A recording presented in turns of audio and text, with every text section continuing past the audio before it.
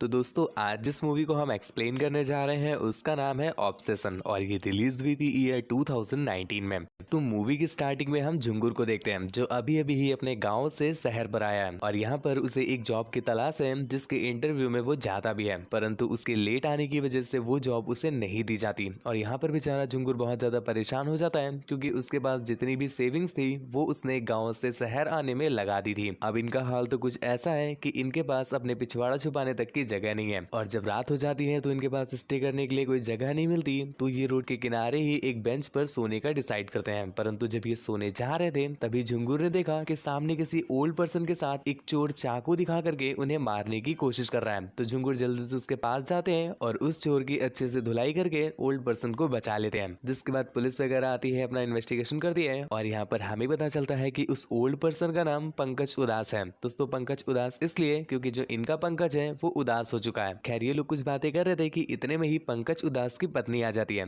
जी हाँ दोस्तों, ये पत्नी है, उनकी बिटिया नहीं। ये देखकर तो मेरा भी फांसी लगाने का मन कर रहा है क्योंकि हम घोड़ों को नहीं मिल रही है घास और ये गधे खा रहे हैं च्यवनप्राश। खैर अब क्या ही कर सकते हैं। तो यहाँ पर पंकज उदास की जो वाइफ है उनका नाम है लबड़कुल्ली। तो लबड़कुल्ली को जब पता चला कि पंकज उदास आज पूरे के पूरे ही उदास होने वाले थे तो उन बेचारी को बड़ा दुख होता है और वो आकर के सीधा उनसे चिपक जाती है। हाँ मेरा भी दिल जला था देख करके, पर क्या कर सकते हैं। जिसके बाद पंकज उदास अपनी वाइफ से झुंगुर को इंट्रोड्यूस करवाता है और यहाँ पर वो दोनों ही झुंगुर से रिक्वेस्ट करते हैं कि आपने जान बचाई है तो आज आपको डिनर हमारे घर पर करना पड़ेगा। तो वो भी चले जाते हैं उनके घर डिनर करने के लिए और घर पर हम देख पा रहे हैं पंकज उदास और झुंगुर आपस में कुछ बातें कर रहे हैं। जिस बीच पंकज उदास को पता चला कि झुंगुर यहाँ पर जॉब के सिलसिले पर आए थे और जॉब उन्हें एक मैकेनिक की चाहिए और चांस की बात यह है कि अपने जो पंकज उदास है उनका एक गैरेज है और यहाँ पर उन्हें एक मैकेनिक की जरूरत भी है। तो वो तुरंत ही झुंगुर को अपने यहाँ जॉब दे देते हैं। यहाँ पर झुंगुर भी बहुत खुश हो गया कि चलो फाइनली उसे कोई जॉब मिल गई। इसके अगले दिन हमने देखा कि पंकज उदास झुंगुरू को गैराज में ले जाते हैं और यहाँ पर उसे सारे गैराज से वाकिफ कराते हैं और यहीं पर उन्होंने एक कार भी दिखाई जो पंकज उदास ने खुद अपने हाथों से बनाई थी।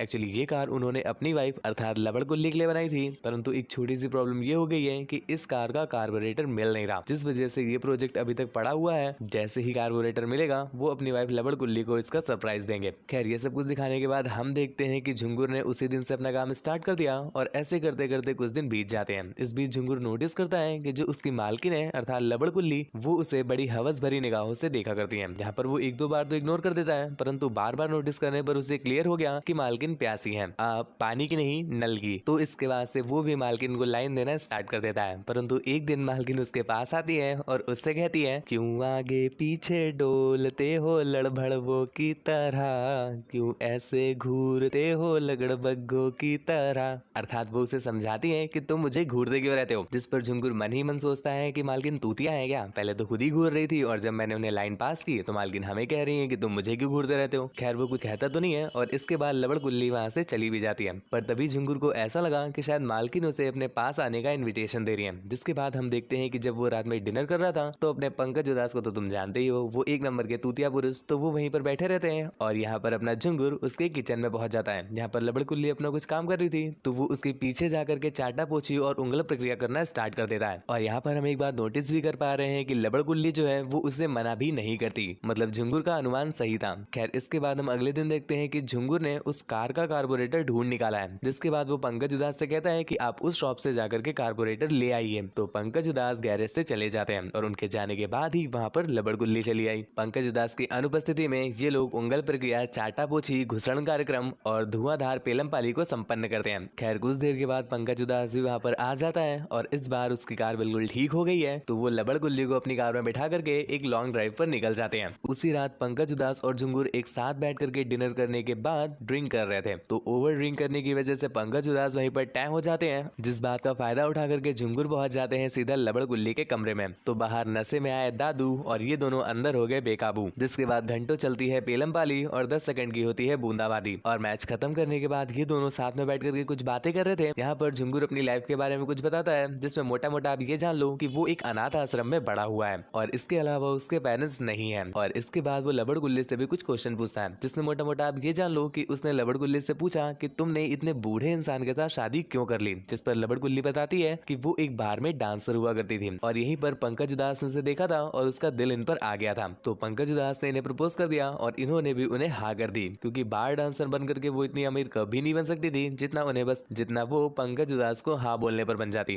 खैर इसके बाद उन्हें मिलता तो वो सब कुछ है जिसकी वो डिमांड करती थी, परंतु उन्हें पेलम का परम सुख नहीं मिल पाता, क्योंकि मैंने बताया था ना कि पंकज उदास का जो पंकज है वो उदास है और यही कारण है कि ये झुंगुर के साथ लंगर कर रही है। इसके अगले दिन हम देखते हैं कि पंकज उदास उसे एक जगह पर लेकर आया है और उसे कुछ ज्ञान की बातें पेलता है, जिसमें उसने बताया कि ये पूरी की पूरी जगह उसकी है और इस बारे में उसने अभी तक अपनी पत्नी को भी नहीं बताया। एक्चुअली ये जो जगह है इसके पास से ही एक हाईवे निकलने वाला है और इस जमीन की कीमत सडनली ही काफी ज्यादा इंक्रीज कर जाएगी, जिसके बाद मैं यहाँ पर एक मोटर कार पार्क खोलूंगा जिससे मैं कुछ ही समय में मिलीनियर बन जाऊंगा। ये सारी बातें वो झुंगुर को बता करके मन ही मन बहुत खुश होता है। परंतु जैसा कि राजू ने आपको समझाया था कि औरत का चक्कर बाबू भैया, औरत का चक्कर, तो झुंगुर के पेट में भी ये बात पचती नहीं और वो सीधा जा करके लबड़कुल्ली को ये पूरी की पूरी बात उगल देता है। लबड़कुल्ली को ये जान करके बहुत खुशी हुई कि उसका बाबू इतना लॉयल है। खैर सिर्फ इतना ही नहीं, इसके बाद लबड़कुल्ली कहती है क्यों ना हमें पंकज उदास को पूरी तरह से उदास कर देना चाहिए और ये पूरी की पूरी जमीन हथिया लेनी चाहिए, जिससे हम दोनों ही अमीर बन जाएंगे बाबू,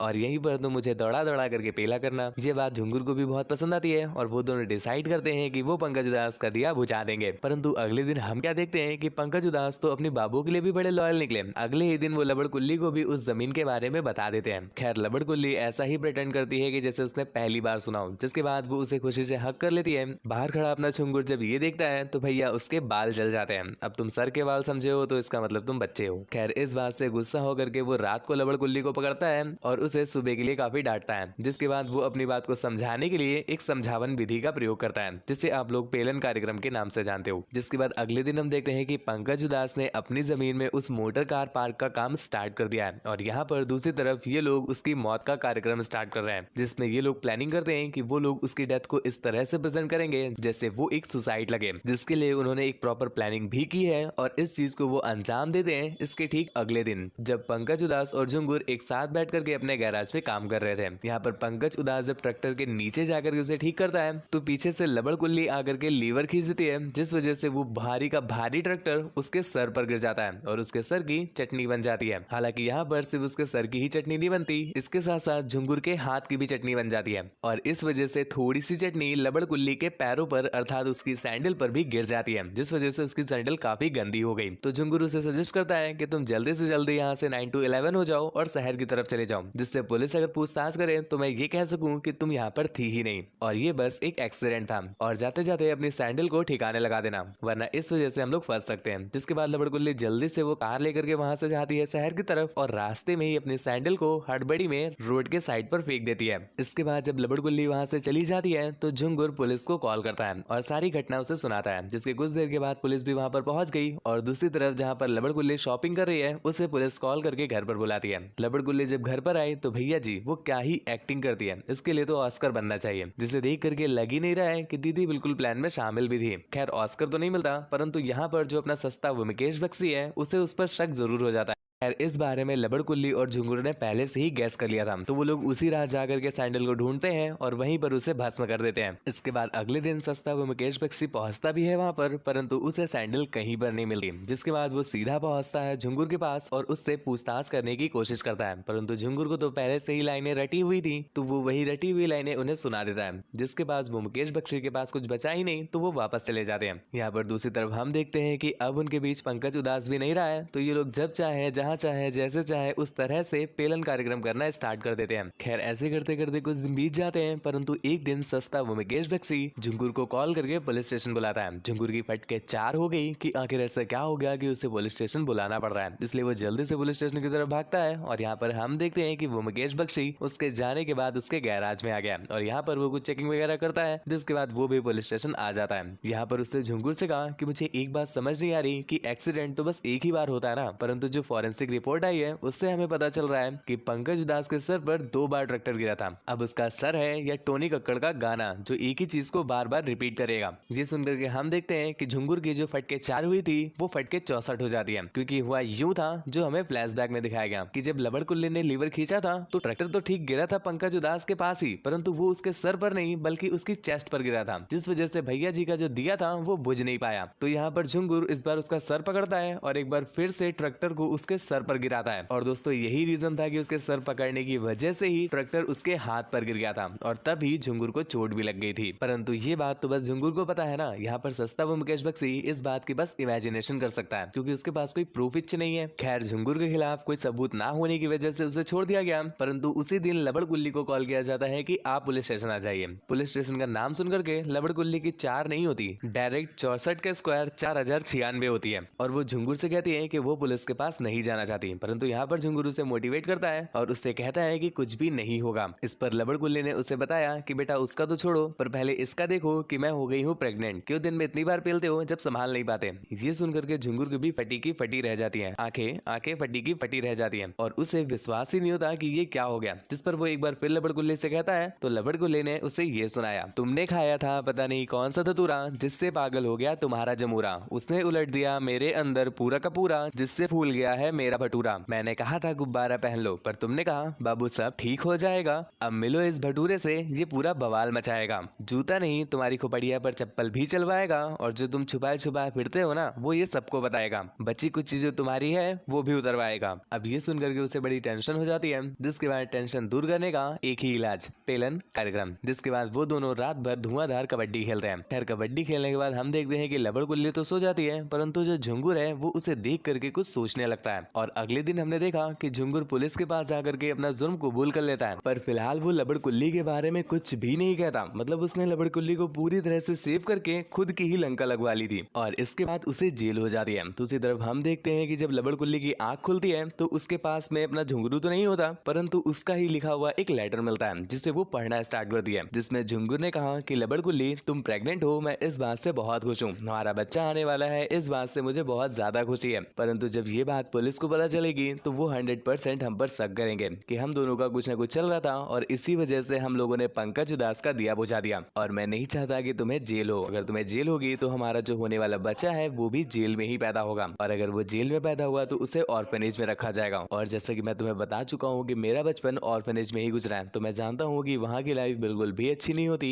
इसी वजह से मैं खुद को सेक्रीफाई कर रहा हूँ सिर्फ तुम्हारे लिए और मेरे बच्चे के लिए, इसलिए तुम उसका ध्यान रखना और मुझे टाइम टाइम पर उसकी फोटोज और खत लिखते रहना। खैर इसके बाद हम देखते हैं कि काफी समय बीत चुका है और जो अपनी लबड़ कुल्ली है वो काफी ज्यादा अमीर भी हो गई है क्योंकि जो उसने पार्क बनवाई थी वो काफी चल भी रही है। दूसरी तरफ जो अपना झुंगुर है वो अभी भी जेल में है। यहाँ पर लबड़ कुल्ली उसे अक्सर लेटर लिखती रहती है और अपने बच्चे की फोटो दिन पर दिन भेजती रहती है। खैर इतना देख करके तो आपको भी बिल्कुल सही लग रहा होगा परंतु मेरे भाई ये मूवी आपका सर घुमा देने वाली थी क्योंकि यहाँ पर हमें पता चलता है मूवी का मेन प्लॉट जब हम लबड़ कुल्ली के पीछे उस पर्सन को देखते हैं जिसे आपने मूवी के स्टार्टिंग में देखा था। जी हाँ मेरे मित्र, ये वही चोर है और यहाँ पर हमें पता चलता है लबड़ कुल्ली का पूरा गेम। एक्चुअली दोस्तों जो ये चोर है ये एक्चुअल में कोई चोर नहीं था, ये लबड़ कुल्ली का बॉयफ्रेंड था और इसी की हेल्प से लबड़ कुल्ली पंकज उदास को मरवाना चाहती थी जो आपने मूवी की स्टार्टिंग में देखा था। परंतु यहाँ पर झुंगुर उसके सामने आ गया था और उसने चोर को काफी ज्यादा पीट करके भगा दिया था और पंकज उदास की जान बचा ली थी। इस वजह से लबड़ कुल्ली का प्लान फेल हो गया तो उसने डिसाइड किया कि इस बार वो झुंगुर का ही यूज करके पंकज उदास को निपटाएगी, वो भी बिना किसी शक में फंसे हुए।